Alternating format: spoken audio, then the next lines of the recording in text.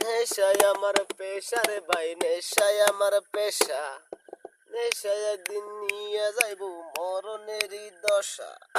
মা বাবার ইচ্ছা ছিল পড়ব ভার্সিটি, সোনার জীবন সাইরা দিয়া ধরলাম রাজনীতি।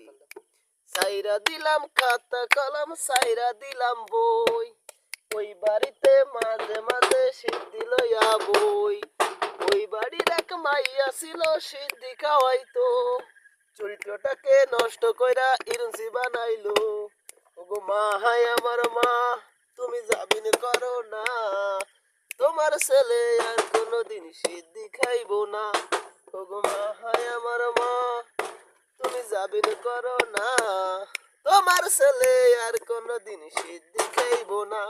ওরে আমি রিফন আগের মতো নাই, এখন মাইয়া দেখলে দৌড়াইয়া পলায়।